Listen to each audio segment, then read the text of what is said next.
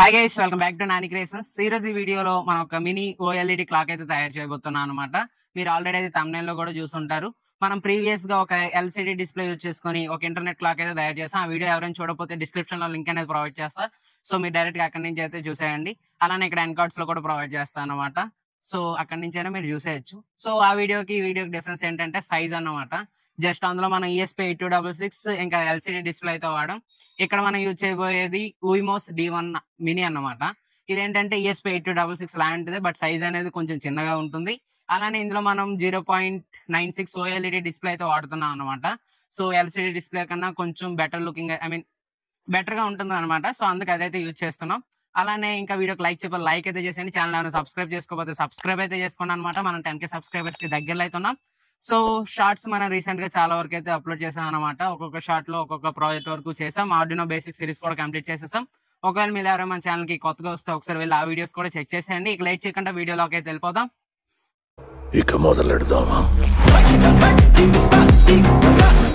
మనం చేయబోయే internet clock కి నేనైతే ESP8266 మినీ అయితే వాడుతున్నా. దీన్ని మనం ఉయిమోస్ D1 అని కూడా అంటాం అనమాట. మీరు ESP8266 అయినా వాడవచ్చు అనమాట.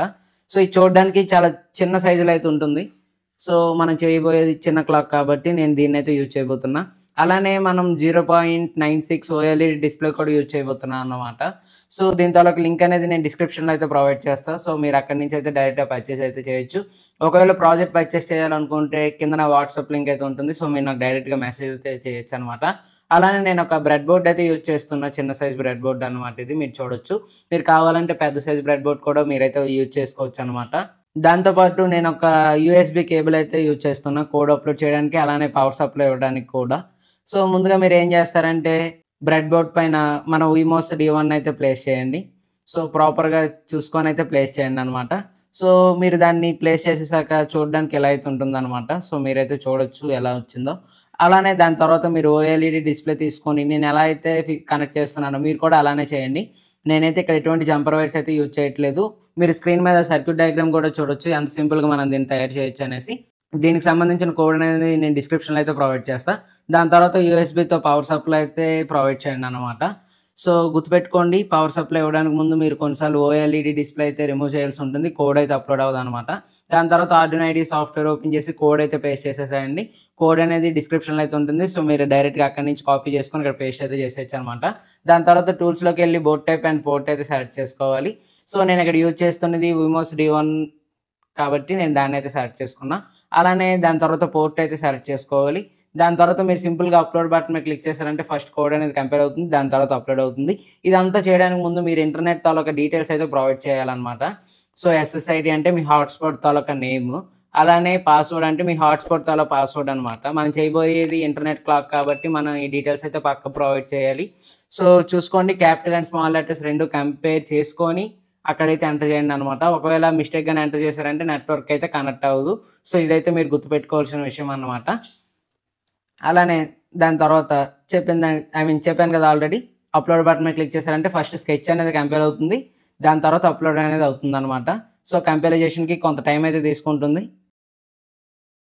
కంపైలైజేషన్ అయితే కంప్లీట్ అయిపోయింది. డైరెక్ట్గా అప్లోడ్ అయితే స్టార్ట్ అయింది అనమాట. సో మీరైతే చూడొచ్చు కోడ్ అనేది బోర్డులోకి అప్లోడ్ అయితే అయిపోతుంది అనమాట. సో అప్లోడింగ్ అనేది వచ్చింది. సో ఇప్పుడు కోడ్ అంతా అప్లోడ్ అయిపోయాక డన్ అప్లోడింగ్ అనేది వస్తుంది అనమాట. సో కోడ్ అనేది అప్లోడ్ అయిపోయింది అనమాట. సో ఇప్పుడు మీరు మీ మొబైల్ హాట్స్పాట్ డీటెయిల్స్ అయితే సెట్ చేసుకోవాలి. ముందుగా మీ మొబైల్ హాట్స్పాట్ అయితే ఓపెన్ చేయండి. దాని తర్వాత హాట్స్పాట్ నేమ్ దగ్గర మీరు అక్కడ కోడ్లో ఏ నేమ్ ఇచ్చారో అదే నేమ్ అయితే ఉండాలన్నమాట. సో గుర్తుపెట్టుకోండి, క్యాపిటల్ అండ్ స్మాల్ లెటర్స్ కూడా చేంజ్ అవ్వకూడదు.